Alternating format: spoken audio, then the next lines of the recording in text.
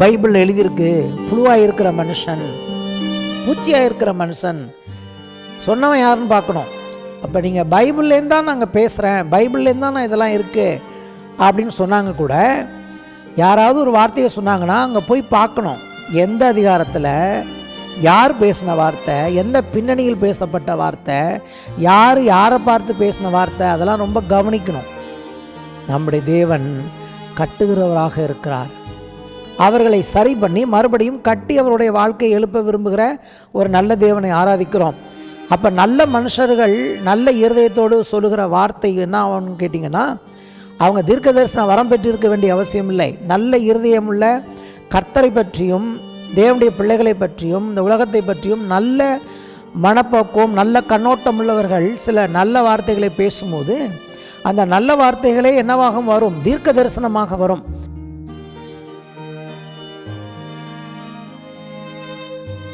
Praise the Lord.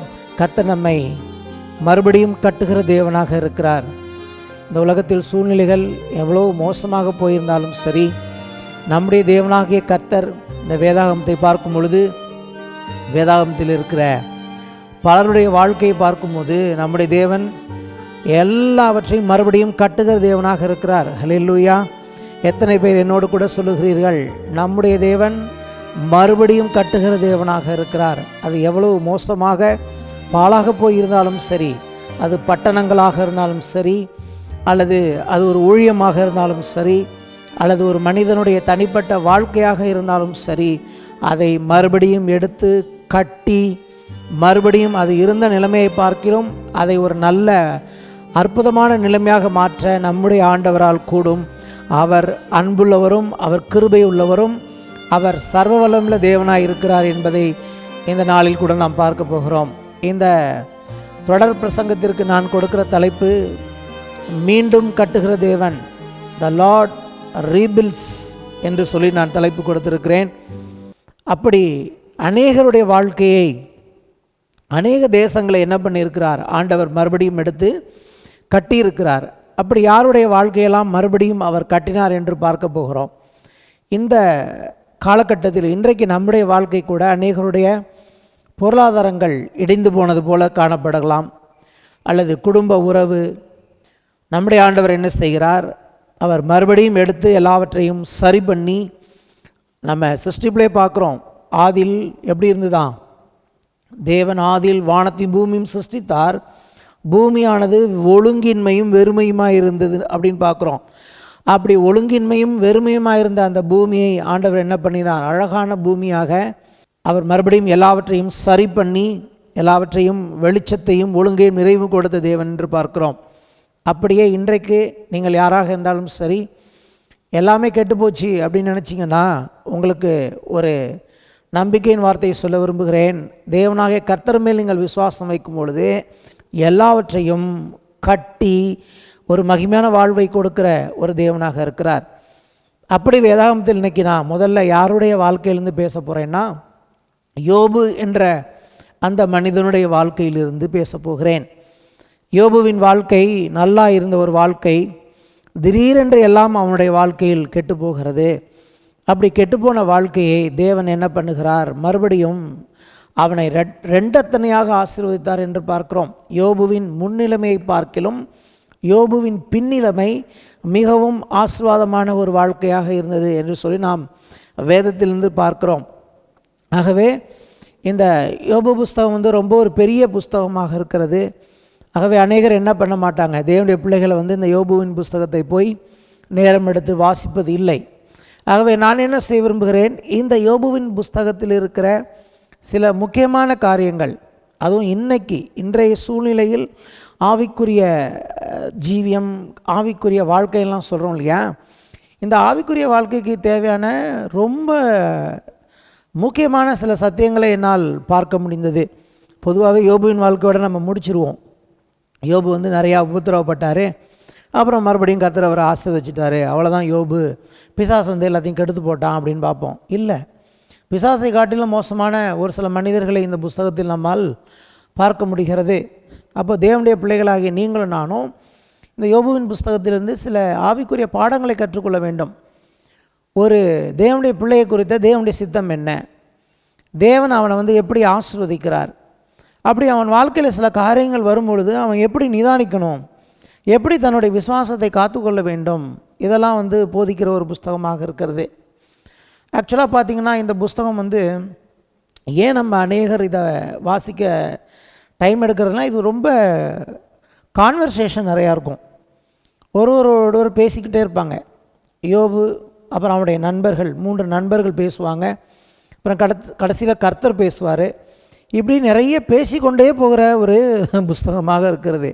ஆனால் ஆக்சுவலாக இந்த புஸ்தகம் பார்த்திங்கன்னா 2 அதிகாரத்தில் முடிய வேண்டிய ஒரு புஸ்தகம் 42 அதிகாரமாக இன்றைக்கி ஒரு பெரிய புஸ்தகமாக, பெரிய கான்வர்சேஷனாக இருக்கிறது.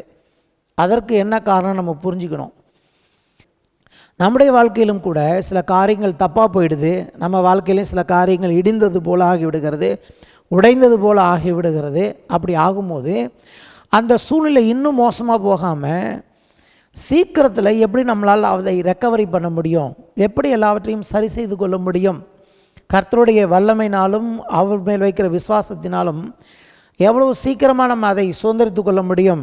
அன்னைக்கு காலேபும் யோசுவாவும் அப்படி தான் பேசினாங்க. நம்ம போய் சீக்கிரமாக இந்த தேசத்தை சுதந்திரித்து கொள்ளலாம். அங்கே இருக்கிறவங்களாம் ஹைட்டானவன், வெயிட்டானவன், அவன் அங்கே வந்து இருக்கிறவங்களாம் ராட்சசன் சொல்லி மற்ற எல்லாரும் மோசமாக பேசிக்கிட்டு இருந்தாங்க. 10 பேர் மெஜாரிட்டி. ஆனால் 2 பேர் பேசினாங்க. எப்படின்னு கேட்டிங்கன்னா, நாம் போய் எளிதில் அதை சுதந்திரித்து கொள்ளலாம். அப்படி தான் நம்முடைய வாழ்க்கையிலையும் பிரச்சனை ரொம்ப பெருசாக தெரியும்போது கூட அது எப்படி ரொம்ப ஈஸியாக டேக்கிள் பண்ணலாம், அதை வந்து கர்த்தருடைய கிருபையினாலும் தேவன் மேல் வைக்கிற விசுவாசத்தினால நம்ம எப்படி அந்த வாழ்க்கையை மறுபடியும் சரி செய்து கொள்ளலாம் என்பதை நாம் அறிந்து கொள்ளக்கூடிய ஒரு புஸ்தகம். அப்போது நம்ம வாழ்க்கையில் நம்மளோட இருக்கிறவங்கள பற்றி நம்ம ரொம்ப ஜாக்கிரதையாக இருக்கணும். நம்ம எந்த கம்பெனியில் இருக்கிறோம், யோபுவின் நண்பர்கள் கிட்டேருந்து நமக்கு கிடைக்கிற பாடம் அதுதான். நம்முடைய அது விசேஷமாக ஆவிக்குரிய கம்பெனி. உலகத்தில் இருக்கிற நட்பை பற்றி கூட பயப்பட வேண்டிய அவசியம் இல்லை. ரொம்ப நாங்கள் ஆவிக்குரியவர்கள் அப்படின்னு சொல்லி ஒரு சிலர் நம்மளோட இருப்பாங்க. அந்நிய பாஷைலாம் ரொம்ப அதிகமாக பேசுவாங்க. அவர்களை பற்றி நாம் எப்படி ஜாக்கிரதையாக இருக்கணும், எங்களுக்கு தான் எல்லாம் தெரியும் அப்படின்னு சொல்லுவாங்க. ஆனால் பார்த்திங்கன்னா அவங்களுக்கு உண்மையில் ஒன்றும் தெரியாது. கர்த்தரை பற்றிய ஒரு தவறான எண்ணம், கர்த்தரை பற்றிய ஒரு தவறான ஒரு படம், அப்படியே தேவனுடைய பிள்ளைகளை பற்றி ஒரு தவறான படம் மனசில், உலகத்தையும் உலகத்தின் காரியங்களை பற்றியும் தவறான படம். அதுதான் யோபுவின் நண்பர்கள் வாழ்க்கையில் பார்க்க முடியுது. யோபுவை பற்றி அவருடைய படம் தவறு, தேவனை பற்றி அவருடைய படம் தவறு. அது மட்டும் இல்லை, இந்த உலகத்தை குறித்து அவருடைய படமும் தவறாக இருந்தது. ஆகவே இது ரொம்ப ஒரு படிப்பினையான புஸ்தகமாக இருக்கிறது என்று சொல்லி நான் விசுவாசிக்கிறேன். ஆகவே 42 அதிகாரத்தையும் பேசலை. எது முக்கியமான காரியங்களோ செலக்டிவாக அதை நான் பேச விரும்புகிறேன். முக்கியமாக நான் சொல்ல விரும்புகிற சத்தியம் என்ன, நம்முடைய தேவன், நம்முடைய ஆண்டவராக இயேசு நம்முடைய வாழ்க்கையை மறுபடியும் கட்ட அவர் வல்லமையுள்ள தேவனாக, கிருபையுள்ளவராக இருக்கிறார். எவ்வளவு கெட்டு போயிருந்தாலும் சரி, ஒரு புதிய துவக்கத்தை நம்ம என்ன பண்ணலாம், விசுவாசத்தினால நம்ம ஆரம்பிக்கலாம் என்பதை தான் இந்த புஸ்தகத்திலிருந்து நான் பேச விரும்புகிறேன். ஓகே, யோபு என்ற ஒரு மனிதனை பார்க்கிறோம். இந்த யோபு என்ற மனிதன் நீதிமான் என்று சொல்லி வேதம் சொல்லுகிறது. கர்த்தருடைய பிள்ளைகளாகிய நீதிமான்கள் எப்படி ஆசீர்வதிக்கப்படுவார்கள்? ஆபிரகாம், ஈசாக்கு, யாக்கோபு வாழ்க்கைக்கு அப்புறம் நீங்கள் யாருடைய வாழ்க்கையில் பார்க்கலான்னு கேட்டிங்கன்னா, யோபுவின் வாழ்க்கையிலிருந்து பார்க்கலாம். ஒரு தேவனுடைய பிள்ளை அவன் எப்படியெல்லாம் கர்த்தரால் ஆசீர்வதிக்கப்படுவான் என்பதற்கு யோபுவும் ஒரு உதாரணம். அப்படிப்பட்ட ஆசீர்வாதங்களுடைய ஒரு மனிதனாக இந்த யோபு வாழ்ந்துகிட்டு இருக்காரு. 10ஆம் வசனம், 1ஆம் அதிகாரம் 10ஆம் வசனம் சொல்லுது, நீர் அவனையும் அவன் வீட்டையும் அவனுக்கு உண்டான எல்லாவற்றையும் சுற்றி வேலி அடைக்கவில்லையோ, அவன் கைகளின் கிரியை ஆசீர்வதித்தீர், அவனுடைய சம்பத்து தேசத்தில் பெருகிற்று. கர்த்தருடைய ஆசீர்வாதம் ஒருவன் மேல் வரும் என்று சொன்னால் அங்கே எழுதியிருக்கிறது அவனுடைய சம்பத்து தேசத்தில் பெருகிற்று. ஒன்றும் இல்லாமல் இருப்பான் அப்படின்னு இங்கே எழுதவில்லை. கர்த்தருடைய ஆசீர்வாதம், கர்த்தர் ஒருவனுடைய கையின் கிரியைகளை ஆசீர்வதிக்கும் பொழுது அவன் வாழ்க்கையில் ஒரு பெருக்கத்தை பார்க்கலாம். இது வேதாகமத்தின் மாறாத ஒரு பிரமாணமாக இருக்கிறது. காரணம், நம்முடைய தேவன் பெருக்கத்தின் தேவனாக இருக்கிறார். அப்படிப்பட்ட ஒரு ஆசீர்வாதம் உள்ள ஒரு மனிதனாக இந்த மனிதன் வாழ்ந்து கொண்டு இருக்கிறான். அப்போ என்ன நடக்குதுன்னு கேட்டிங்கன்னா, தேவனுக்கும் பிசாசுக்கும் நடுப்புற ஒரு சேலஞ்ச் வருகிறது, ஒரு சவால். அந்த சவால் என்ன? என் தாசனாகிய யோபின் மேல் கவனம் வைத்தாயோ? உத்தமனும் சன்மார்க்கனும் தேவனுக்கு பயந்து பொல்லாப்புக்கு விலகிறவனுமாகிய அவனைப் போல பூமியில் ஒருவனும் இல்லை. யோபு வாழ்ந்த நாட்களில் யோபுவை போல ஒரு நீதிமான் யாருமே இல்லை அப்படின்னு சொல்லி கர்த்தர் அவனை குறித்து இங்கே சர்டிஃபிகேட் கொடுக்குறார். என்னென்ன காரணம்? ஒன்று, உத்தமன், சன்மார்க்கன், தேவனுக்கு பயந்து பொல்லாப்புக்கு விலகுகிற ஒரு மனுஷன் என்று அங்கே அவரை பற்றி சொல்லுகிறது. எப்படின்னு கேட்டிங்கன்னா, ஆங்கிலத்தில் இப்படி வருகிறது, a blameless and upright man who fears God and turns away from evil. அப்படிப்பட்ட ஒரு நல்ல மனுஷனாக யோபு வாழ்ந்து கொண்டு இருக்கிறார். உடனே பிசாசு என்ன சொல்கிறான்னா, சும்மாவா யோபு இப்படியெல்லாம் இருக்கிறான், நீதிமானாக இருக்கிறான், நல்ல மனுஷனாக இருக்கிறான், உத்தமனாக இருக்கிறான். காரணம் என்ன? நீர் அவனை ஆசீர்வதித்து வச்சிருக்கிறீர். ஆசீர்வதித்தது மட்டுமல்ல, அவனை சுற்றிலும் ஒருவனும் தொடாதபடி பாதுகாப்பு வைத்திருக்கிறீர், ஒரு வேலையை வைத்திருக்கிறீர். அப்படி இருக்கும்போது அவன் நல்ல நீதிமானாக தான் இருப்பான், உமக்கு பயந்து தான் நடப்பான். நான் ஒரு சேலஞ்சு வைக்கிறேன், நீர் என்ன பண்ணும்? தேவனே எல்லா ஆசீர்வாதங்களையும் அவனை விட்டு எடுத்து விடும். அப்படி நீர் எடுத்து விட்டால் அவன் உம்மை தூசிக்க மாட்டானான்னு பார்ப்போமா அப்படின்னு சொல்லி சவால் விடுறான். அப்போ தேவனுக்கும் பிசாசுக்கும் நடந்த ஒரு சவால், அது ஒரு சேலஞ்சு. இந்த சேலஞ்சின் மத்தியில் யோபு என்ன பண்ணுகிறார்? தனக்கு என்ன நடக்குதுன்னே தெரியாமல் இந்த சேலஞ்சுக்கு பாத்திரவனாக யோபு மாறுகிறார். அப்படி அந்த சேலஞ்சுக்கு பாத்திரவனாக யோபு மாறும்போது யோபுவிற்கு இவ்வளோ பிரச்சனைகள் உண்டாகிறதை பார்க்குறோம். என்ன நடந்ததுங்கிற சீன் கொஞ்சம் கூட யோபுக்கு தெரியவே தெரியாது. தான் வாழ்க்கையில் என்ன நடந்துக்கிட்டு இருக்குது, ஏன் இப்படிப்பட்ட மோசமான காரியங்கள் சம்பவிக்கிறது என்று யோபுக்கு எதுவுமே தெரியாது. கர்த்தருக்கும் பிசாசுக்கும் ஒரு சேலஞ்சு. கர்த்தர் சொல்கிறாரு, என்னுடைய தாசனாகி யோபு நீதிமான் அப்படிங்கிறாரு. அதெல்லாம் கிடையாது, நீர் அவனை ஆசீர்வதிச்சதுனால தான் அவன் நீதிமானாக இருக்கான்.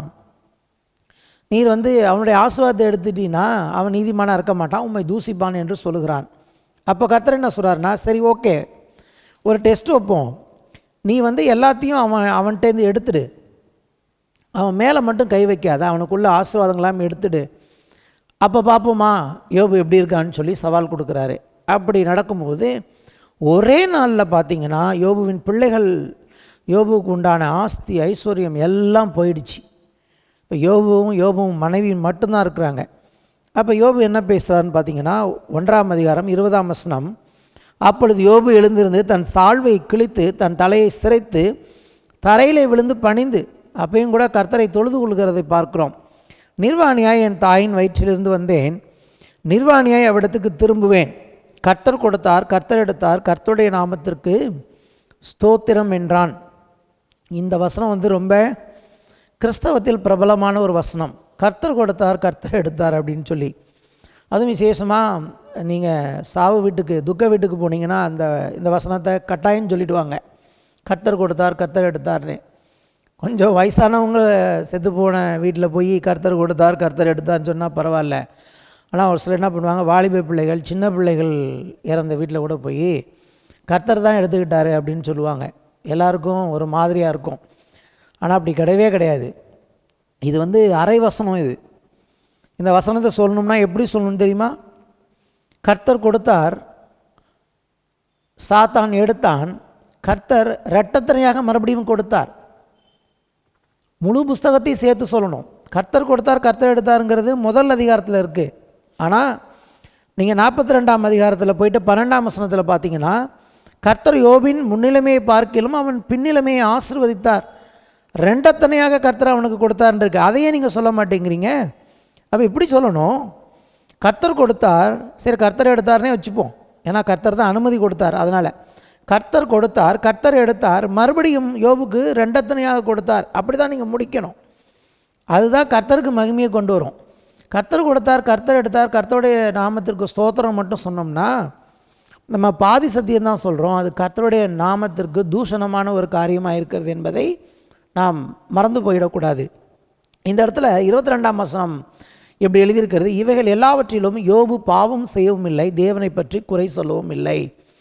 அப்போது யோபு சொன்ன இந்த வார்த்தை பாவம் இல்லைன்னு வேதமே சொல்லுகிறது. காரணம் என்ன? யோபுக்கு இந்த நம்பிக்கை என்னன்னு கேட்டிங்கன்னா, இது வரைக்கும் கர்த்தர் தான் என்னை ஆசீர்வதித்து வந்திருக்காரு. யோபுவுக்கு பிசாசை பற்றி எந்த ஒரு பேச்சுமே கிடையாது. இந்த புஸ்தகம் ஃபுல்லாக பாருங்கள், யோபு நிறைய பேசுவார். ஒரு இடத்துல கூட பிசாசுன்னு ஒருத்தன் இருக்கிறது போலவோ, இன்னும் சொல்லப்போனால் வரப்போகிற மேசியாவை குறித்து கடைசி நாளில் என் மீட்பர் வந்து நிற்பார், அதெல்லாம் கூட சொல்கிறாரு. தேவனை பற்றி அவ்வளோ ஞானமுடைய ஒரு மனுஷனுக்கு நான் பிசாசை பற்றி கொஞ்சம் கூட அவர் எங்கேயுமே பேசுன மாதிரி தெரியல. அவருடைய வாழ்க்கையை பொறுத்த வரைக்கும் என் வாழ்க்கையில் என்ன நல்லது கெட்டது நடந்தாலும் கர்த்தர் தான் எனக்கு பொறுப்பாக இருக்கிறார், கர்த்தர் தான் என்னுடைய ஆதாரம், என் நம்பிக்கை வேறு யார் மேலேயுமே நான் வைக்கலை, கர்த்தருடைய அனுமதி இல்லாமல் ஒன்றுமே நடக்காது. அது ஒரு விதத்தில் உண்மைதான்.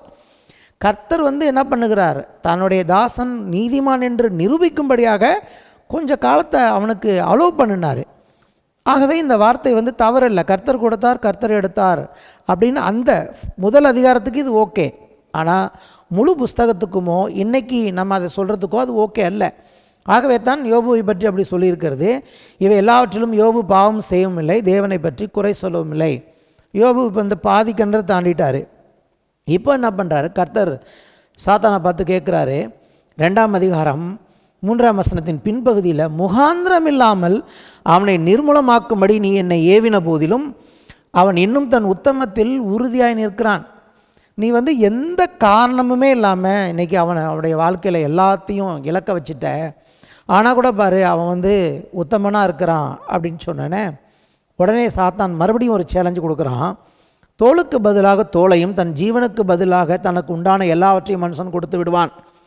மனுஷன் எல்லாத்தையும் கொடுத்துருவான், ஆனால் அவனுடைய தோல் அல்லது அவனுடைய மாம்சம் சரீர சுகத்தை மட்டும் அவன் விட்டு கொடுக்க மாட்டான்.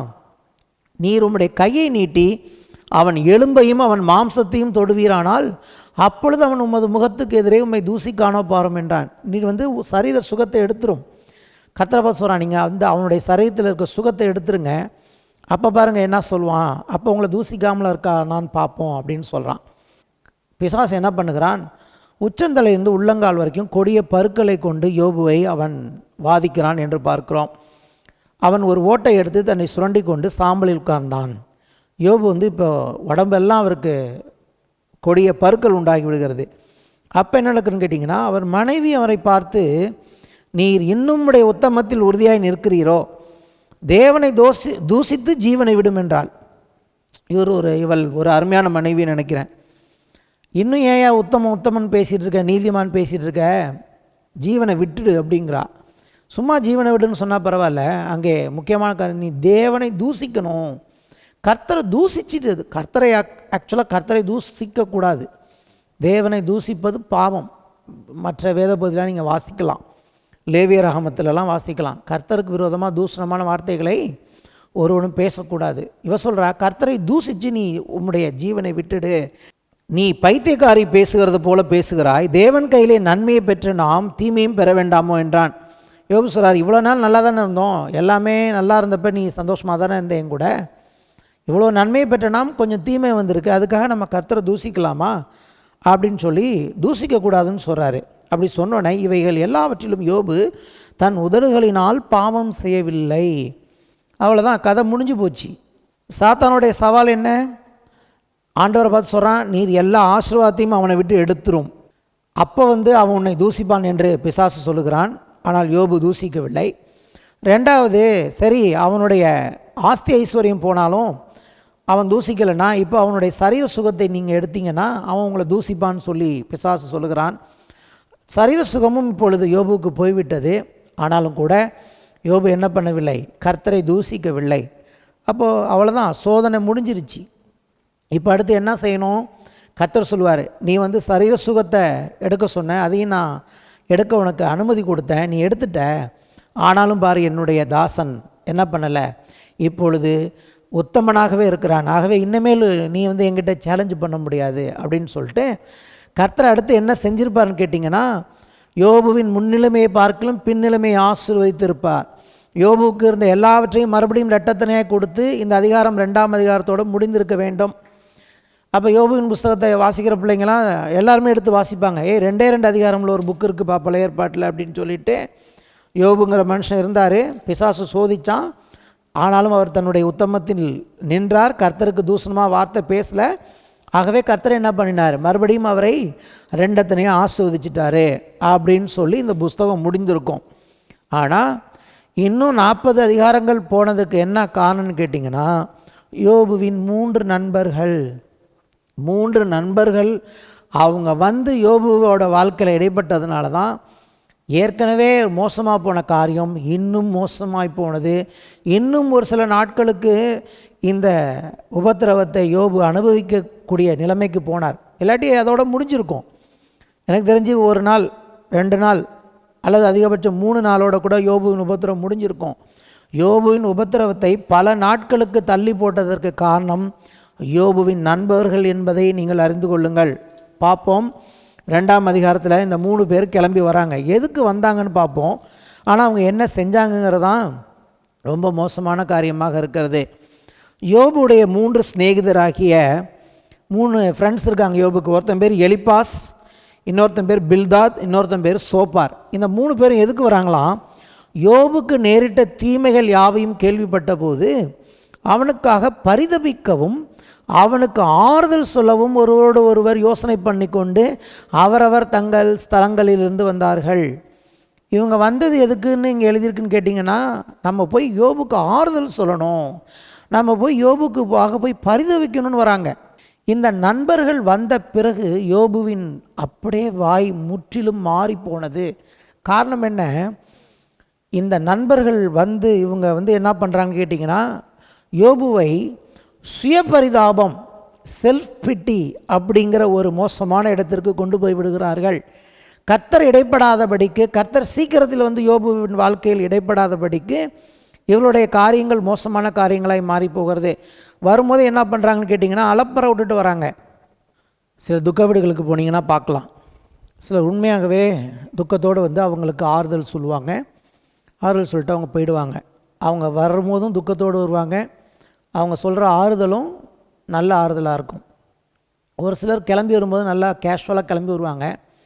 அந்த வீடு பக்கத்தில் அந்த தெரு முனைக்கு வந்தோன்னு பார்த்தீங்கன்னா அவங்களோட ரியாக்ஷன் டோட்டலாக மாறிடும். அடித்து பிடிச்சி அப்படியே என்ன பண்ணுவான்னு கேட்டிங்கன்னா, ஒரு அப்படியே அவங்களுடைய எல்லாம் மாறிடும். ஓ ஆன்னு கத்திக்கிட்டு வந்து அந்த ஏற்கனவே துக்கத்தில் இருக்கிறவங்களுக்கு மிகுந்த துக்கத்தை கொடுக்குற அளவுக்கு பெரிய அலப்பறையெல்லாம் விடுவாங்க. சரி, என்னடா இப்படி விழுந்து பிறண்டு அழுகிறாங்களே அப்படின்னு நினச்சோம்னா, அடுத்து ஒரு 5 நிமிஷத்தில் பார்த்திங்கன்னா அந்த இடத்துல இருக்க மாட்டாங்க. எல்லோரும் பார்க்குறதுக்காக என்ன பண்ணுவாங்கன்னு கேட்டிங்கன்னா, வந்து ஒரு அலப்பறையை விட்டுட்டு போய் உட்காந்து கொஞ்சம் நேரம் கழித்து போய் உட்காந்து அந்த மற்றவங்களோட உட்காந்து ஊருக்கதையெல்லாம் பேசிகிட்டு இருப்பாங்க. நல்லா டீ காஃபி குடிச்சிட்டு தெம்பாக சிரித்து வெட்டி கதை பேசிகிட்டு இருப்பாங்க. நமக்கு பார்த்தாலே டென்ஷன் ஆகும். அப்படி தான் இந்த 3 நண்பர்களும். அவர்கள் தூரத்தில் வருகையில் தங்கள் கண்களை ஏறெடுத்து பார்த்தபோது அவனை உருத்தெரியாமல் சத்தமிட்டு அழுது அவரவர் தங்கள் சால்வை கிழித்து அலப்பற வானத்தை பார்த்து தங்கள் தலைமையில் புழுதியை தூற்றி கொண்டு வந்து அவன் துக்கம் மகா கொடி துக்கம் என்று கண்டு ஒருவரும் அவனோடு ஒரு வார்த்தையும் பேசாமல் இரவு பகல் 7 நாள் அவனோடு கூட தரையில் உட்கார்ந்தாங்க. 7 நாள் அமைதியாக உட்கார்ந்துருக்குறானுங்க. வந்தது ஆறுதல் சொல்ல, வந்தது தேர்தல் சொல்ல. வந்தோன்னே என்ன பண்ணியிருக்கணும்? ஆறுதல் சொல்லி தேர்தல் சொல்லி, கர்த்தர் உன்னை கைவிட மாட்டார், நீ பயப்படாத, நம்ம ஜெபம் பண்ணுவோம், ஏதோ உன் வாழ்க்கையில் இப்படிப்பட்ட காரியங்கள் சம்பவிச்சுட்டு நீ பயப்படாத, நாங்கள்லாம் உனக்காக இருக்கோம், நம்ம ஜெபம் பண்ணுவோம், கர்த்தர் உன் வாழ்க்கையை மாற்றுவார் அப்படின்னு சொல்லிட்டு அன்றைக்கே போயிருந்தாங்கன்னா யோபுவின் வாழ்க்கையில் பிரச்சனை இல்லை. 1 வாரம் உட்கார்ந்துருக்காங்க அமைதியாக. இந்த 1 வாரம் அவர்கள் உட்கார்ந்திருந்த அந்த அமைதி என்ன பண்ணினது? யோபுவின் வாழ்க்கையில் சுய பரிதாபம், தன்னை பற்றியே ஒரு மிகப்பெரிய கொடிய பரிதாபமாக யோபு உணர்கிறார்.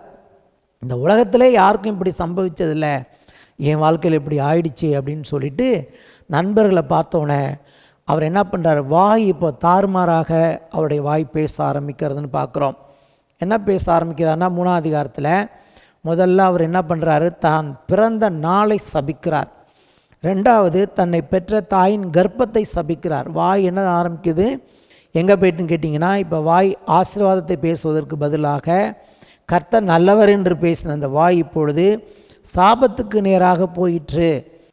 சுய துக்கத்தினாலே, சுய பரிதாபத்தினாலே அவர் இஷ்டம் போல் பேச ஆரம்பிக்கிறார். இவ்வளோ நேரம் நல்லா பேசிகிட்டு இருந்தார் விசுவாசமாக, இப்போ முற்றிலுமாக எல்லாமே அங்கே கெட்டு போனது என்று பார்க்குறோம். அது மட்டும் இல்லை, இந்த 3 நண்பர்களுடைய குற்றச்சாட்டு இவரை நோக்கி வருகிறது.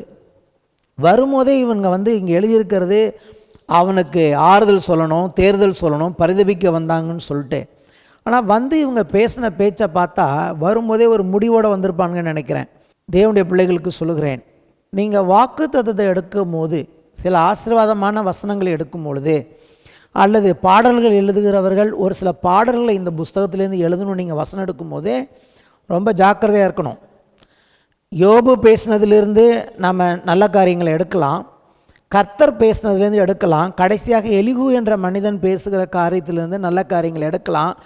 ஆனால் இந்த புஸ்தகத்தில் இந்த நண்பர்கள் இருக்காங்களா 3 பேர், எலிப்பாஸ், பில்தாத், சோஃபார், இவங்க பேசின பகுதியிலிருந்து ஒரு நல்ல வசனத்தையோ ஒரு ஆசீர்வாதத்தையோ எடுத்து நம்ம என்ன பண்ணக்கூடாது, அதை பயன்படுத்தக்கூடாது என்பதை நம்ம தெரிஞ்சுக்கொள்ளணும் இந்த புக்கிலேருந்தே. காரணம் என்ன, இவங்களுக்காக பலி செலுத்த சொல்லுகிறார். யோபுவை பார்த்து சொல்லுகிறார், இவர்களுக்காக நீ வேண்டுதல் பண்ணு, இவர்களுக்காக நீ பலி செலுத்துன்னு சொல்லி, நண்பர்கள் மேல் எனக்கு கோபம் மூழ்கிறது அப்படின்னு சொல்லுகிறார். அப்போது கோபம் மூழ்கிறதுன்னு தமிழில் வருகிறது, ஆங்கிலத்தில் வாசிக்கும் பொழுது இந்த 3 பேரை பற்றி கர்த்தருக்கு கோபம் பற்றி எரிகிறதாம். நியாயமாக கொன்று போட்டிருக்கணும், ஆனால் என்ன பண்ணுறார், யோபுக்காக போனால் போகுதுன்னு கர்த்தர் விடுறாரு. ஏன்னு கேட்டிங்கன்னா, இந்த 3 பேர் பேசினது கர்த்தருக்கு கோபத்தை ஏற்படுத்தியிருக்கும் என்று சொன்னால், அவர்கள் பேசின பகுதியிலிருந்து ஒரு நல்ல வார்த்தையை நம்ம எடுப்பது நல்லதல்ல. சில நல்ல காரியங்களும் இவங்க பேசுவாங்க, ஃபஸ்ட்டு பேசுகிறதெல்லாம் தப்பாக பேசிட்டு அப்புறம் பின்னாடி சில நல்ல காரியங்களை பேசுவார்கள். யோபுவை பற்றி கர்த்தர் சொல்லிட்டாரு சன்மார்க்கன் நீதிமான், ஆனால் இவங்க யோபுவை பற்றி அவ்வளோ தப்பாக பேசுகிறார்கள். யோபுவை தப்பாக பேசினா கூட பரவாயில்ல, கர்த்தரை பற்றியே ரொம்ப தவறாக பேசுகிறார்கள். கர்த்தரை பற்றி மட்டுமல்ல, மற்ற மக்கள் உலகத்தில் இருக்கிறவங்களை பற்றி அவர்களுடைய கண்ணோட்டமும் மிகவும் தவறாக இருக்கிறது.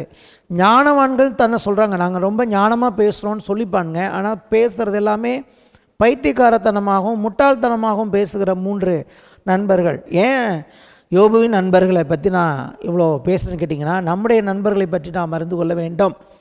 நம்முடைய நண்பர்களுடைய வாயிலிருந்து ஆவிக்குரியவர்கள் என்று சொல்லுகிறவர்கள், அவர்களுடைய கண்ணோட்டம் எப்படி இருக்குது? இன்றைக்கி கர்த்தரை பற்றி ரொம்ப ஆவிக்குரியவர்கள், பெரிய ஊழியம் செய்கிறவங்க கூட அவங்களுக்கு கர்த்தரை பற்றிய கண்ணோட்டம் என்ன, ஒரு தேவனுடைய பிள்ளையை பற்றி அவர்களுடைய கண்ணோட்டம் என்ன, இந்த உலகத்தை பற்றி அவர்களுடைய கண்ணோட்டம் என்னங்கிறதை இந்த புஸ்தகத்திலேருந்து நம்ம பார்த்து கொள்ளலாம். அப்போ இந்த எலிப்பாஸ், பில்தாத், சோஃபார் இந்த 3 பேரும் என்ன பேசினாங்கிறதான் அடுத்தடுத்த அதிகாரங்களில் வருகிறது. ஆகவே நான் கொஞ்சம் வேகமாக இவங்க என்னெல்லாம் யோபுவை குற்றவாளியாக தீர்த்தார்கள், எப்படியெல்லாம் ஒரு நண்பனை, நீங்களும் நானும் நமக்கு நண்பர்கள் இருக்கிறார்கள், ஒரு நண்பனை எப்படியெல்லாம் பேசக்கூடாதோ, ஒரு நண்பனை எப்படியெல்லாம் குற்றப்படுத்தக்கூடாதோ அந்த அளவுக்கு. இத்தனைக்கும் யோபு அதற்கெல்லாம் பாத்திரவானே கிடையாது. இவங்க சொல்கிற எந்த குற்றச்சாட்டுக்கும் யோபுக்கும் சம்பந்தமே கிடையாது. ஆனால் நண்பர்கள் என்ற பெயரில் அவ்வளவு குற்றச்சாட்டுகளை இவர்கள் யோபு மேல் வைக்கிறார்கள். ஆகவே என்னென்ன குற்றச்சாட்டுகள் வச்சிருக்காங்க அப்படிங்கிறத நான் வேகமாக சொல்ல விரும்புகிறேன். 3 நண்பர்கள் இருக்கிறார்கள், எலிப்பாஸ், பில்தாத், சோஃபார். இந்த 4ஆம் அதிகாரத்தில் எலிப்பாஸ் அவன் பேச ஆரம்பிக்கிறான். அப்படி என்ன பேச ஆரம்பிக்கிறான்னு பார்த்தீங்கன்னா, ஒன்று அவன் சொல்கிறான் 4ஆம் அதிகாரம் 7ஆம் வசனத்தில், குற்றமில்லாமல் அழிந்தவன் உண்டோ, சன்மார்க்கன் அதம் பண்ணப்பட்டது எப்போ, இதை நினைத்து பாரும். நான் கண்டிருக்கிறபடி அநியாயத்தை உழுது தீவினை விதைத்தவர்கள் அதை அறுக்கிறார்கள். இவங்க 3 பேர் மனசுலையும் இப்போ என்னன்னு கேட்டிங்கன்னா, இந்த அதிகாரங்கள் எல்லாத்தையும் துன்மார்க்கனுக்கு ஏற்படக்கூடிய விளைவு என்ன, இந்த உலகத்தில் துன்மார்க்கனாக ஒருவன் வாழ்ந்தால் அந்த துன்மார்க்கனுக்கு ஏற்படக்கூடிய விளைவுகளை பற்றி ரொம்ப வாய்க்கிலேயே பேசுகிறாங்க. ஆனால் யாரை பற்றி உண்மையிலே இவங்க பேசுகிறாங்கன்னு கேட்டிங்கன்னா, யோபுவை மனசில் வச்சுக்கிட்டு தான் இதெல்லாம் பேசுகிறாங்க. இங்கே சொல்கிறான், நீ ஒரு குற்றவாளி அப்படிங்கிறான், இல்லாட்டி உனக்கு இந்த மாதிரி நடந்திருக்குமா, குற்றம் இல்லாமல் அழிந்தவன் உண்டோ, சன்மார்க்கன் அதம் பண்ணப்பட்டது எப்போ. ஏதாவது ஒரு சன்மார்க்கன் அதம் பண்ணப்பட்டிருக்கானா? அப்போ நீ இப்போ அதம் பண்ணப்பட்டிருக்கினா நீ ஒரு துன்மார்க்கன், நீ சன்மார்க்கன் இல்லை அப்படின்னு சொல்கிறான். அது மட்டுமல்ல, நான் கண்டிருக்கிறபடி அநியாயத்தை உழுது தீவினை விதைத்தவர்கள் அதை அறுக்கிறார்கள் அப்படின்னு சொல்கிறான். அப்போது நீ ஒரு அநியாயக்காரன், நீ ஒரு துன்மார்க்கன், அதனால தான் உன் வாழ்க்கையில் இதெல்லாம் உனக்கு சம்பவித்தது அப்படின்னு சொல்கிறான். அது மட்டுமல்ல, 18ஆம் வசனத்தை கர்த்தரை பற்றி அவன் தப்பாக பேசுகிறான். கேளும், அவர் தம்முடைய பணிவிடைக்காரத்தில் நம்பிக்கை வைப்பதில்லை, தம்முடைய தூதர் மேலும் புத்தீனத்தை சுமத்துகிறாரே அப்படிங்கிறான். கர்த்தரை பற்றி சொல்லும்போது கர்த்தர் ஒரு நம்பிக்கை இல்லாத ஒரு மனுஷனை போல் கர்த்தர் சொல்கிறான். கர்த்தர் யாரையுமே நம்ப மாட்டார், தம்முடைய தூதர் மேலேயும் அவர் நம்பிக்கை வைக்கிறது இல்லை, தன்னுடைய பணிவிடைக்காரரிடத்திலும் அவர் நம்பிக்கை வைக்கிற தேவனே இல்லை. கர்த்தர் ஒரு அவநம்பிக்கை பிடிச்சவர்னு சொல்கிறான். இது எவ்வளோ பெரிய ஒரு மோசமான குற்றச்சாட்டு பாருங்கள். அப்போ இதுபோல் நண்பர்களுடைய வாழ்க்கையிலிருந்து நம்ம ஆசீர்வாதங்களை பற்றி பேச முடியுமா? கர்த்தர் பவுல் எழுதுகிறாரு, என்னை உண்மையுள்ளவன் என்று எண்ணி கர்த்தர் இந்த ஊழியத்துக்கு ஏற்படுத்தினார்னு சொல்லி. கர்த்தர் உங்களையும் என்னை உண்மையுள்ளவன் என்று நான் எண்ணி இருக்கிறார், நம்மளை நீதிமான்கள் என்று எண்ணி இருக்கிறார். ஆனால் ஒரு ஆவிக்குரிய ஒருத்தன் சொல்கிறான், அவர் யாரையுமே நம்ப மாட்டார், கர்த்தர் யார் மேலுமே நம்பிக்கை வைக்கிறவரே இல்லை அப்படின்னு சொல்கிறான். இது மகா பெரிய ஒரு தவறாக இருக்கிறது. ஆனால் 5ஆம் அதிகாரத்தில் பார்த்திங்கன்னா ரொம்ப அற்புதமான காரியங்கள்லாம் பேசுகிறான். அதில் தான் ஒன்று வருகிறது, ஆராய்ந்து முடியாத பெரிய காரியங்களையும் எண்ணி முடியாத அதிசயங்களும் அவர் செய்கிறார். இதை நம்ம எடுத்துக்கணும்னு தோணும். ஆனால் முன்னாடி சொன்ன வார்த்தையை கேட்டுட்டு பின்னாடி சொன்ன வார்த்தையை கேட்டால் அதை எடுத்துக்கொள்வது தவறு. அதனால்தான் அதை நான் எடுத்துக்கொள்ளக்கூடாது என்று சொல்லுகிறேன். ஓகே, அடுத்தபடியாக பில்தாத் நெக்ஸ்ட் ஃப்ரெண்டு, அவர் என்ன பேசுகிறான்னு கேட்டிங்கன்னா 8ஆம் அதிகாரத்தில் சொல்கிறான். இவன் இன்னும் கொஞ்சம் அதிகமாக சொல்கிறான். என்ன சொல்கிறான்னு கேட்டிங்கன்னா 8ஆம் அதிகாரம் 4ஆம் வசனம், உம்முடைய பிள்ளைகள் அவருக்கு விரோதமாக பாவம் செய்திருந்தாலும் அவர்களுடைய பாதகத்தின் ஆக்கினைக்கு அவர்களை அவர் ஒப்பு கொடுத்திருந்தாலும். யோபுவின் பிள்ளைகள் செத்து போனதுக்கு என்ன காரணமா? உம்முடைய பிள்ளைகளை கர்த்தர் தான் கொன்னுட்டார். ஏன்னா அவங்க ரொம்ப பாவம் செஞ்சுருக்காங்க. அந்த பாவத்து நிமித்தம் கர்த்தர் உம்முடைய பிள்ளைகளை எல்லாம் கொன்று போட்டார், ஆக்கினைக்கு ஒப்பு கொடுத்தார் என்று சொல்லி அங்கே சொல்லுகிறதை பார்க்கிறோம். அடுத்தபடியாக 3வது நண்பன் சோஃபார், அவன் 11ஆம் அதிகாரத்தில் அவன் என்ன சொல்கிறான்னு பாருங்கள். ஒருத்தன் சொன்னான், நீ ஒரு துன்மார்க்கன், சன்மார்க்கனாக இருந்தால் இதெல்லாம் உனக்கு நடந்திருக்காது. 2வது நண்பன் சொல்கிறான், கர்த்தர் தான் உன் பிள்ளைகளெல்லாம் கொன்று போட்டார், காரணம் உன் பிள்ளைகள் துன்மார்க்க விதமாக நடந்திருக்காங்க அப்படின்னு. அடுத்து ஒருத்தன் சொல்கிறான், 6ஆம் வசனம் 11ஆம் அதிகாரம் 6ஆம் வசனம், உமக்கு ஞானத்தின் ரகசியங்களை வெளிப்படுத்தினால் நலமாயிருக்கும். இவர் ரொம்ப ஞானமாக பேசுகிறாராம். உள்ளபடி பார்த்தால் அது இரட்டிப்புள்ளதாக இருக்கிறது. ஆகையால் உம்முடைய அக்கிரமத்துக்கு ஏற்றபடி தேவன் உம்மை தண்டிக்கல் என்று அறிந்து கொள்ளும். கர்த்தர் உன்னை இப்போ தண்டிச்சிருக்கிறார்ல, அது கம்மி. உன் அக்கிரமத்து அளவுக்கு இன்னும் கர்த்தர் உன்னை தண்டிக்கலை. இது எப்படி இருக்குது? இப்படிப்பட்ட நண்பர்கள் இல்லாமல் இருப்பதே கர்த்தருக்கு ஸ்தோத்திரம் நம்ம சொல்லலாம். ஒரு தேவனுடைய பிள்ளைக்கு அல்லது ஒரு ஊழியக்காரனுக்கு சில காரியங்கள் தப்பாக நடக்கிறது அல்லது அவருக்கு ஒரு வியாதி வந்துருச்சுன்னா உடனே எல்லாரும் என்ன நினைப்பாங்கன்னு கேட்டிங்கன்னா, நான் பார்த்துருக்கேன். ஒரு சிலர் வியாதியாக இருக்கும்போது, ஒரு சகோதரிக்கு கேன்சர், அவங்களுக்காக ஜெபம் பண்ணுவோம் அப்படின்னு கூட்டிகிட்டு பார்த்தீங்கன்னா, அவங்க என்ன தப்பு பண்ணியிருந்தாலும் கர்த்தர் அவங்களுக்கு மன்னிக்கணும், அவங்களுடைய பாவங்களை மன்னிக்கணும், அவங்களுடைய அக்கிரமத்தை மன்னிக்கணும், இப்படி தான் ஜெபம் பண்ணிகிட்டு இருப்பாங்க. நான் கொஞ்சம் அப்போ ஒரு நாள் பேசினேன், கொஞ்சம் நேரம் இந்த ஜெபத்தை நிறுத்துங்க அப்படின்னு சொன்னேன். ஒருத்தவங்களுக்கு உடம்பு சரியில்லாமல் போயிடுச்சுன்னா உடனே அவங்க ஏதாவது அக்கிரமம் பண்ணிட்டாங்க, அவங்க பாவம் பண்ணிட்டாங்க, அதனால தான் வியாதி வந்துட்டு நீங்கள் நினைக்கிறீங்களா? இது எவ்வளோ பெரிய தப்பு. கர்த்தர் இவ்வளோ பெரிய மாபெரும் ரட்சிப்பை கொடுத்துருக்கும் பொழுது ஒரு சகோதரியை நீங்கள் இப்படி நீங்கள் நினைக்கிறீங்க. நீங்கள் அப்படி நினைக்கவே கூடாது. அவங்கள கர்த்தர் சுகமாக்கணும்னு நம்ம ஜெபம் பண்ணுவோம். ஆண்டவர் அவருடைய வியாதிகளையெல்லாம் சிலுவையில் சுமந்து தீர்த்திருக்கிறார், அதை வச்சு நம்ம ஜெபம் பண்ணுவோம். ஆனால் சும்மா எதுக்கு எடுத்தாலும் எப்போ பார்த்தாலும் அவங்க ஏதோ தப்பு பண்ணிட்டாங்க. எனக்கு தெரிஞ்ச அநேக நல்ல ஊழியக்காரர்கள் சிலர் வியாதினால் மறைத்து இருக்கிறார்கள். அப்போது ஒரு சிலருக்கு வியாதி வந்தாலே வியாதி வர்றதுக்கு பல காரணம் இருக்குது. ஆனால் ஒரு சிலர் என்ன நினைக்கிறேன்னா, ஒரு சின்ன ஒரு வியாதி வந்தாலே இது இவங்க ஏதோ மகா பெரிய ஒரு பாவம் பண்ணியிருக்காங்க, அந்த பாவத்தை நிமித்தம் தான் கர்த்தர் இவங்களுக்கு தண்டனை கொடுக்குறாரு அப்படின்னு சொல்லுவாங்க. அவருக்கும் தண்டனை கொடுத்து கர்த்தர் நமக்கும் தண்டனை கொடுத்து வியாதி அனுப்புவார்னு சொன்னால் இது எவ்வளோ பெரிய அக்கிரமம். நான் இந்த எலிபாஸ், பில்தாத், சோஃபார்னு 3 பேரை பற்றி தான் பேசுகிறேன். ஆனால் இவங்களை விட ஜாஸ்தி ஆவிக்குரியவர்கள் இன்றைக்கி இதை போல் அக்கிரமமான பேச்சை பேசிகிட்டு இருக்காங்க. இது மகா பெரிய தவறு என்பதை நாம் புரிந்து கொள்ள வேண்டும். 15ஆம் அதிகாரத்தில் என்ன பண்ணுகிறான், மறுபடியும் இந்த எலிபாஸ் பேசுகிறான். 3ஆம் வசனத்தில் சொல்கிறான், நீ பிரயோஜனம் இல்லாமல் பேசிகிட்டு இருக்க, நீ பேசுகிறது பிரயோஜனம் இல்லாத பேச்சு, நீ தந்திரமுள்ளவர்களின் நாவை தெரிந்து கொண்டீர், நீ ஒரு அக்கிரமக்காரன், நீ ஒரு தந்திரமுள்ளவன், கொஞ்சம் கூட பிரயோஜனம் இல்லாமல் பேசிகிட்டு இருக்க யோபுவை பார்த்து சொல்கிறான். அப்புறம் சொல்கிறான், எங்களுக்கு எல்லாமே தெரியும் அப்படின்னு சொல்லிட்டு மறுபடியும் சொல்கிறான், இதோ தம்முடைய பரிசுத்தவான்களையும் அவர் நம்புகிறதில்லை, வானங்களும் அவர் பார்வைக்கு சுத்தமானவைகள் அல்ல. எப்படி தான் இப்படிலாம் பேசுகிறான்னு தெரியல. கர்த்தரை பார்த்து சொல்கிறான், கர்த்தர் ஒரு நம்பிக்கை இல்லாத தேவன், யாரையுமே நம்ப மாட்டார். அவருடைய பார்வையில் பார்க்கும்போது அவர் சிருஷ்டித்த வானங்கள் தமிழில் வருது, இங்கிலீஷில் பார்த்திங்கன்னா ஹெவன்ஸ், பரலோகம் கூட அவருடைய பார்வைக்கு சுத்தமானது இல்லையா. 17ஆம் வசனத்தில் சொல்கிறான், உமக்கு காரியத்தை தெரிய பண்ணுவேன், என்னை கேளும், நான் கண்டதை உமக்கு விருத்தி சொல்லுவேன். ஞானிகள் தங்கள் பிதாக்கள் சொல்ல கேட்டு மறைக்காமல் அறிவித்து உனக்கு சொல்லுவேன். இவங்க என்ன நினச்சிட்டு பேசிகிட்டு இருக்காங்கன்னா, நாங்கள் ரொம்ப ஞானமாக கேள்விப்பட்டதெல்லாம் பேசிகிட்டு இருக்கோம், நம்ம கேள்விப்பட்டதெல்லாமே ஆவிக்குரிய விஷயங்கள் எல்லாமே ரொம்ப ஞானம் அப்படின்னு இவங்க நினச்சிட்டு இருக்காங்க. ஆனால் அது அவ்வளவும் பொல்லாத காரியம் என்று கர்த்தர் கடைசியில் கோபம் பற்றி எரிந்ததுன்னு பார்க்குறோம். அப்போ ஒரு சிலர் ஆவிக்குரியவர்கள்னு சொல்லிட்டு அவங்க பேசலாம், நம்ம அப்படியே எடுத்துக்கக்கூடாது, கொஞ்சம் யோசித்து பார்க்கணும். அவங்க எவ்வளோ பெரிய ஆவிக்குரியவங்களாக இருந்தாலும் சரி, அவங்க பேசுகிற வார்த்தையை கொஞ்சம் கவனித்து பார்க்கணும். இது உண்மையிலே கர்த்தருடைய சித்தமா, கர்த்தர் இப்படி செய்வாரா அப்படிங்கிறதே கொஞ்சம் நிதானிக்கணும். இல்லாட்டி நம்மளும் அப்படி தான் என்ன பண்ணிப்போம், ஓ கர்த்தர் இப்படி தான் செய்கிறார் போல இருக்கு அப்படின்னு சொல்லி நம்ம கர்த்தரை தவறாக புரிந்து கொள்வோம். அடுத்தபடியாக 18ஆம் அதிகாரத்தில் பில்தாத் இன்னொரு ஃப்ரெண்டு மறுபடியும் சொல்லுகிறான்.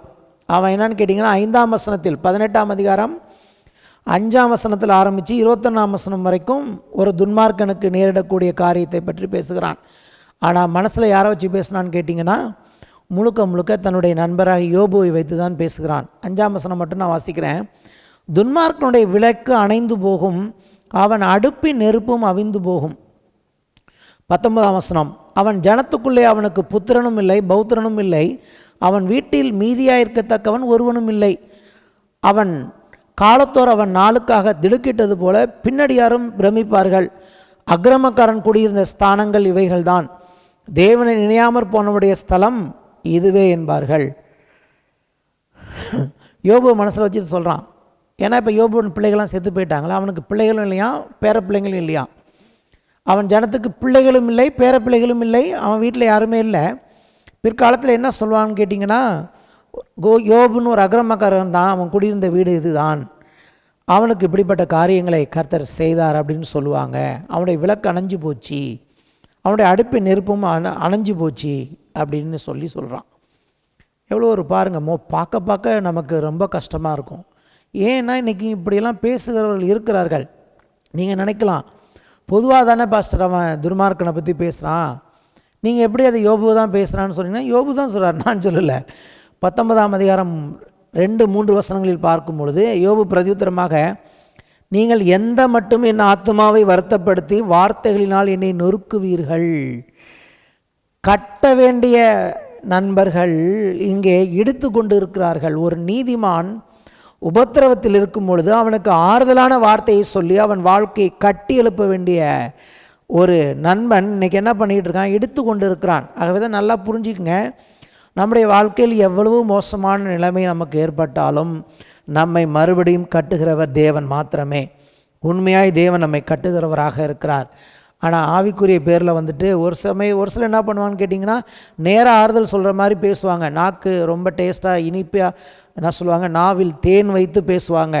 நான் பின்னாடி போய் சொல்லுவான், இவனுக்கு நல்லா வேணும், இவன் இப்படி பண்ணான், இவன் அப்படி பண்ணான், அதனால தான் இன்றைக்கி கர்த்தர் இவனுக்கு இப்படி காரியத்தை செஞ்சுருக்கிறான்னு சொல்லிட்டு பின்னாடி போய் பேசுவானுங்க. ஆகவே எந்த மனுஷன் மேலும் நம்ம என்ன பண்ணக்கூடாது, அதுவும் நல்லா இருக்கும்போது இல்லை, கெட்டு போகும்போது அல்லது சில காரியங்கள் தப்பாக போகும்போது யார் மேலும் நம்பிக்கை வைக்கக்கூடாது. நமக்கு ஒரு பிரச்சனை வந்துன்னா அதை போய் ஊரெல்லாம் சொல்லக்கூடாது, கர்த்தர்கிட்ட தான் சொல்லணும். அப்படி ஊரெல்லாம் சொல்லும் பொழுது அவன் எப்படி பண்ணுவான்னா, இப்படி தான் சொல்லுவான், இப்படி நடந்துருச்சு, அவனுக்கு அப்படி நடந்துருச்சு அப்படின்னு சொல்லிட்டு. யோபு சொல்றான் பாருங்க, இப்போது 10 தரம் என்னை நிந்தித்தீர்கள், நீங்கள் எனக்கு கடின முகம் காண்பித்ததினால் உங்களுக்கு வெட்கம் இல்லை. கேட்குறான், உங்களுக்கு கொஞ்சம் கூட வெட்கமே இல்லையா? ஃப்ரெண்ட்ஸ்ன்னு சொல்லிட்டு ஆறுதல் சொல்ல வந்தேன்னு சொல்லிட்டு இது மேலே என்ன நீங்கள் துன்மார்க்கன்னு சொல்லி இப்படி பேசிகிட்டு இருக்கீங்களே, இது கொஞ்சமாவது நீதியா, இப்படி செய்யலாமா அப்படின்னு சொல்லி அங்கே யோபு சொல்லுகிறதை பார்க்குறோம். இன்னொரு நண்பன் ஆரம்பிக்கிறான். 20ஆம் அதிகாரத்தில் சோஃபார் மறுபடியும் பேசுகிறான். அவன் என்ன சொல்லனா, உணர்ச்சி வசப்பட்டு பேசுகிறான். என் ஆவி என்னை ஏவுகிறது. ஒரு சிலருக்கு அப்படி தான், பரிசுத்த ஆவியானவர்னு சொல்லியிருக்க மாட்டார், இவங்க ஆவியில் ஏவி சொல்லுவாங்க, கர்த்தர் சொன்னார் அப்படின்னு சொல்லிட்டு. கர்த்தர் சொல்கிறதுக்கும் அவங்க சொந்த ஆவியில் ஏவி சொல்கிறதுக்கும் உள்ள வித்தியாசத்தை நம்ம புரிஞ்சுக்கணும். எனக்கு தெரியும், ஒருத்தன் சொல்லுவான், கர்த்தர் சொன்னார்ண்ணே, அண்ணே கர்த்தர் இப்படி சொன்னார்ண்ணே அப்படிமா. இன்றைக்கி இன்னொரு 4 நாள் கழித்து சொல்லுவான், அண்ணே கர்த்தர் இப்படி சொன்னார்ண்ணே அப்படின்னு. நான் கேட்பேன், அது எப்படிப்பா உங்ககிட்ட மட்டும் கர்த்தர் மாற்றி சொல்கிறாரு? போன வாரம் வேலைக்கு போக வேணான்னு சொன்னார்னு சொன்னேன், இந்த வாரம் வேலைக்கு போக சொல்கிறாருன்னு சொல்கிறேன். என்னட்டெல்லாம் கர்த்தர் இந்த மாதிரி பேச மாட்டுறாருப்பா, உங்ககிட்ட மட்டும் எப்படி மாற்றி பேசுகிறாருன்னு. அது எப்படின்னு கேட்டிங்கன்னா, அவங்க தங்களுடைய ஆவியினால் ஏவி அதை கர்த்தர் தான் சொல்கிறாரு அப்படின்னு சொல்கிறது. அப்போ எந்த ஆவியினால் ஏவப்பட்டு பேசுகிறார்கள் என்பதை நாம் சரியாக கவனிக்கணும். இவன் சொல்கிறான், துன்மார்க்கனின் கம்பீரம் குறுகினது என்பதையும் மாயக்காரனின் சந்தோஷம் ஒரு நிமிஷம் மாத்திரம் நிற்கும் என்பதையும் அவர் மனுஷனை பூமியில் வைத்த ஆதி காலம் முதல் இப்படி இருக்கிறது என்பதையும் நீர் அறியுறா? உனக்கு தெரியாதா? ஒரு உணர்ச்சி வசப்பட்டு ஆவியில் ஏவி சொல்கிறாரு, துன்மார்க்கனுடைய கம்பீரம் எப்போதுமே குறுகி போச்சு. யாரை சொல்கிறான்? இன்டைரக்டாக கம்பீரமாக இருந்த யோபு. பின்னாடி நம்ம பார்க்க போகிறோம், யோபு எவ்வளோ கம்பீரமாக இருந்தார், எவ்வளோ மரியாதையாக வாழ்ந்த மனுஷன். இப்போ அவனுடைய கம்பீரம் குறுகி போச்சு. ஆகவே இப்போ துன்மார்க்க முத்திரை குத்திட்டாங்க. இவன் துன்மார்க்கன், ஆகவே அவனுடைய கம்பீரம் குறுகி போயிட்டு அப்படின்னு சொல்லிட்டு, அது மட்டுமல்ல, அவர் மனுஷனை பூமியில் வைத்த பிகினிங்லேருந்து இப்படி தான் இருக்குது அப்படின்னு சொல்கிறான். 28ஆம் வசனத்தில் சொல்லுகிறான், அவன் வீட்டின் சம்பத்து போய்விடும், அவருடைய கோபத்தின் நாளில் அவைகள் கரைந்து போகும். இதுவே தேவனால் துன்மார்க்கனுக்கு கிடைக்கும் பங்கும் அவன் செய்கைக்கு தேவனால் அவனுக்கு வரும் சுதந்திரமாம் என்றான். சரி, துன்மார்க்கனுக்கு வரும் பலனை பற்றி பேசுகிறான். ஆனால் மனசில் யாரை வச்சாங்க? நீதிமானை வச்சு துன்மார்க்கனை பற்றி பேசிகிட்டு இருக்காங்க. ஆக்சுவலாக இவன் கர்த்தரை பற்றி இவனுடைய கண்ணோட்டமும் தப்பு, யோபுவை பற்றிய கண்ணோட்டமும் தப்பு மட்டுமல்ல, துன்மார்க்கனை பற்றி அவருடைய கண்ணோட்டமும் தப்பு. யோபுவின் கண்ணோட்டம் தான் சரி. 21ஆம் அதிகாரத்தில் நம்ம அதை பார்க்கலாம். 7ஆம் வசனத்திலும் பேசுகிறார், துன்மார்க்கர் ஜீவித்து விருத்தராகி வல்லவர் ஆவானேன். துன்மார்க்கர் என்ன பண்ணுறாங்க? வாழ்ந்து விருத்தராக நல்ல முதிர் வயது வரைக்கும் அவனும் வாழ்கிறான். இதுதான் சரியான பார்வை. துன்மார்க்கர் எல்லாமே சீக்கிரத்தில் செத்து போய்விடுகிறது அல்ல. அவர்களோடு கூட அவர்கள் சந்ததியார் அவர்களுக்கு முன்பதாகவும் அவர்கள் பிள்ளைகள் அவர்கள் கண்களுக்கு முன்பாக திடப்படுகிறார்கள். துன்மார்க்கர்கள் என்று அழைக்கிற அவர்களுடைய பிள்ளைகளும் பேரப்பிள்ளைகளும் கூட திடப்படுகிறார்கள். அவர்கள் வீடுகள் பயமில்லாமல் பத்திரப்பட்டு இருக்கும். அவன் வீடு நல்லா சேஃப்டியாக தான் இருக்குது. அவன் மேலே தேவனுடைய கோபம் அவனை சீக்கிரத்தில் வருகிறது இல்லை. அப்படி தான், அதான் கரெக்டு. தேவனுடைய மிலாறு அவர்கள் மேல் வருகிறது இல்லை. அவங்க வீட்டில் என்னென்ன நடக்கும்னு சொல்கிறாரு. அவங்க வீட்டில் மாடு கன்று போட்டால் நல்லா தான் போடுது, அவங்க பிள்ளைங்கள்லாம் நல்லா தான் இருக்கிறாங்க, அவங்க பிள்ளைங்க நல்லா மியூசிக்லாம் வாசிக்கிறாங்கன்னு சொல்கிறாரு. அப்புறம் அவங்க பிள்ளைங்க பார்ட்டிக்கெலாம் போகிறாங்க, அதான் நடக்குது. கரெக்டாக சொல்கிறார் யோபு. எல்லாமே கரெக்டாக நடக்குது. அவர்கள் செல்வவான்களாக தங்கள் நாட்களை போக்குகிறார்கள். நல்லா வசதியெல்லாமும் அவனுக்கும் இருக்குது. ஆனால் கடைசியில் என்ன பண்ணுகிறான்? மரிக்கும் பொழுது ஒரு க்ஷண பொழுதில் பாதாளத்தில் இறங்குகிறார்கள். முடிவில் தான் அவர்களுக்கு மோசமான காரியம் ஏற்படுகிறதே ஒழிய சாதாரணமாக அவ்வளோ ஒன்றும் மோசமாக அவருடைய வாழ்க்கையில் ஏற்படுகிறது இல்லை. இதுதான் உலகத்தை பற்றிய சரியான கண்ணோட்டம், யோபுவின் கண்ணோட்டம்.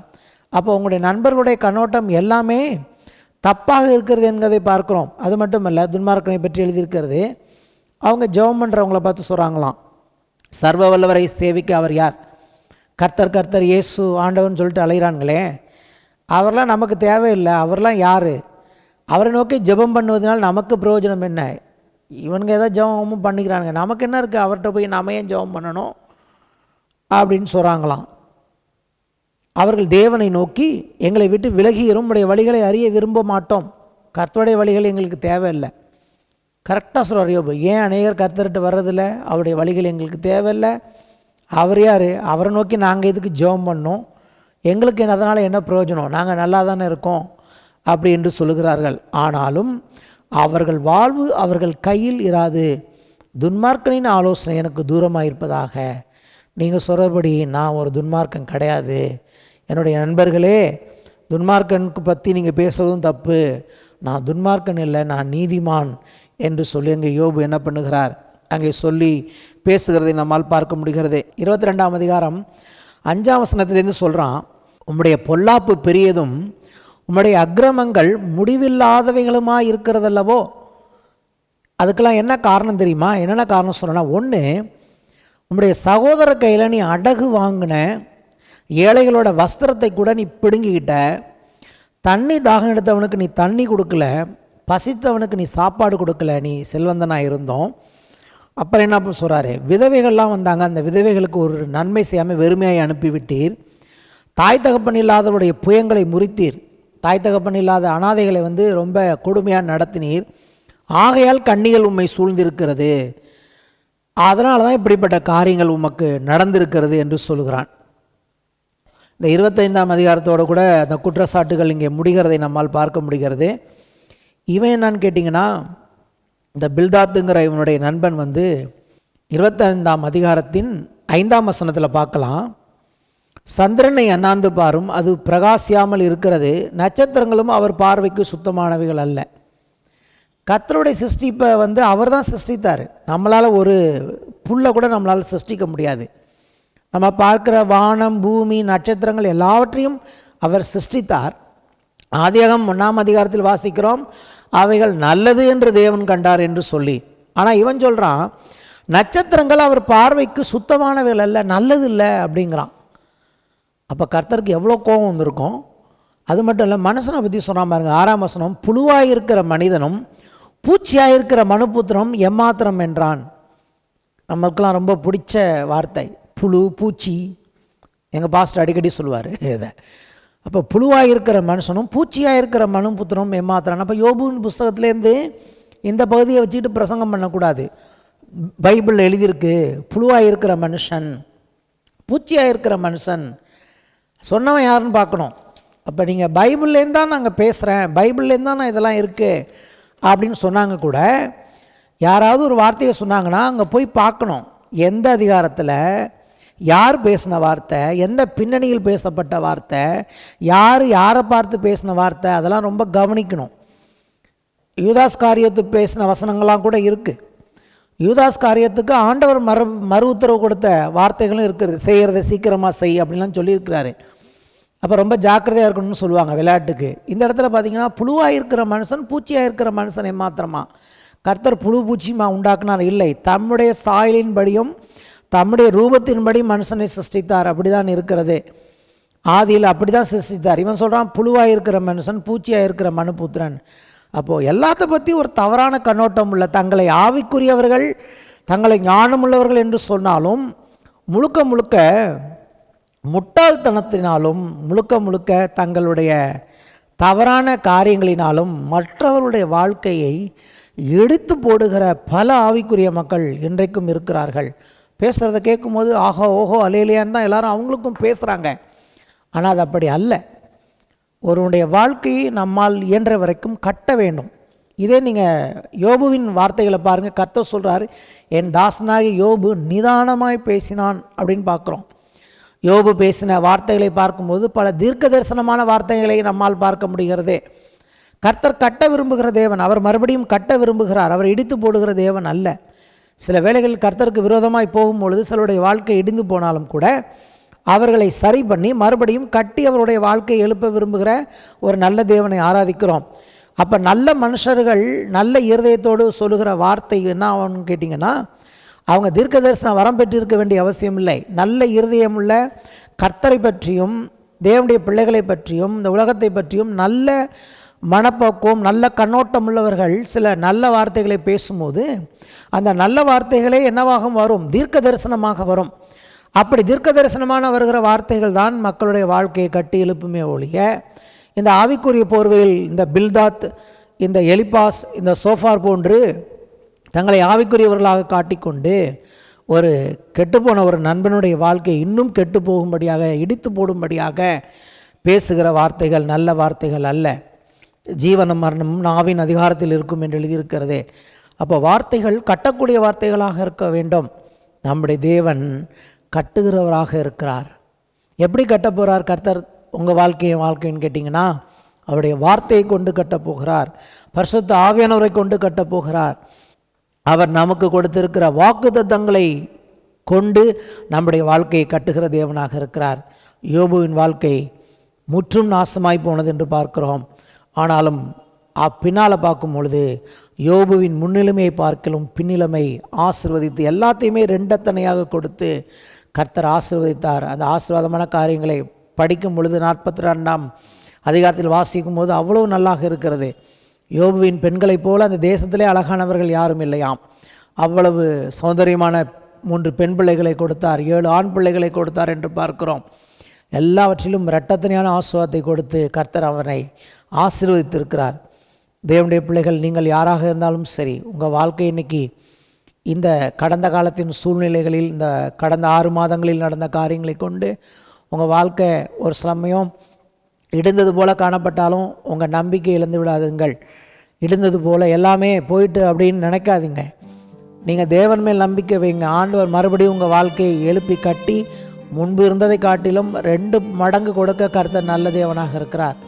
ஆமென். எல்லாத்தையும் நமக்கு ரெட்டத்தனையாக கொடுப்பார். சில காரியங்கள் நம்ம விட்டு தொலைஞ்சி போச்சுன்னா அதுக்காக கர்த்தருக்கு ஸ்தோத்திரம் சொல்லுங்கள். இதை போல் நண்பர்கள் இருப்பதை காட்டிலும் இல்லாமல் இருப்பதே நல்லது. சில ஆளுகளை ஆண்டவர் நம்ம வாழ்க்கையிலேருந்து எடுத்து போட்டிருப்பார். அதற்காக கர்த்தருக்கு நன்றி சொல்லுங்கள். நல்ல மக்களை கொண்டு வந்து கொடுப்பார். நமக்கு நம்முடைய ஊழியத்தையும் நம்முடைய வாழ்க்கையும் கட்டக்கூடிய நல்ல மனிதர்களை பின்னால் போய் பேசுகிறவர்களை அல்ல, நம்மளோடு இருந்து நம்மளோடு சேர்ந்து கட்டுவோம் வாருங்கள் என்று சொல்லி நெகேமியா போல நம்முடைய வாழ்க்கையில் நம்முடைய ஊழியத்தையும் சேர்ந்து கட்டுகிறவர்களை கர்த்தர் நமக்கு கொடுப்பார் என்று சொல்லி நாம் விசுவாசிப்போம். கர்த்தருக்கு நன்றி செலுத்துவர்களாக இருப்போம். நாம் ஜெபிப்போம். அன்பும் மகா இரக்கம் நிறைந்த எங்கள் பிதாவே, இந்த நாளிலும் கூட நம்முடைய பரிசுத்த நாமத்திற்கு ஸ்தோத்திரம் உண்டாவதாக. இந்த நாளிலும் கூட ஆண்டவரே, இந்த கடந்த 6 மாதங்களாக அநேக பிள்ளைகளுடைய வாழ்க்கை முடங்கி போயிருக்கலாம், இடிந்து போயிருக்கலாம், உடைந்து போயிருக்கலாம் சுவாமி. ஆனாலும் என் தேவன் கட்டுகிறவராக இருக்கிறீர்.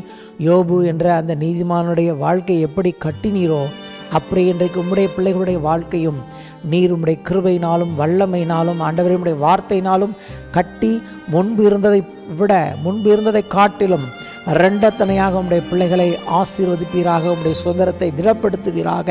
உம்முடைய நாமத்திற்கு மகிமையை கொண்டு வருவீராக. இயேசுவின் நாமத்தில் ஜெபிக்கிறேன் பிதாவே, ஆமென். கர்த்தர் உங்கள் ஒவ்வொருவரையும் ஆசீர்வதிப்பார். மறுபடியும் உங்களை கட்டுவார். சந்தோஷமாயிருங்கள், உற்சாகமாயிருங்கள். ஆமென்.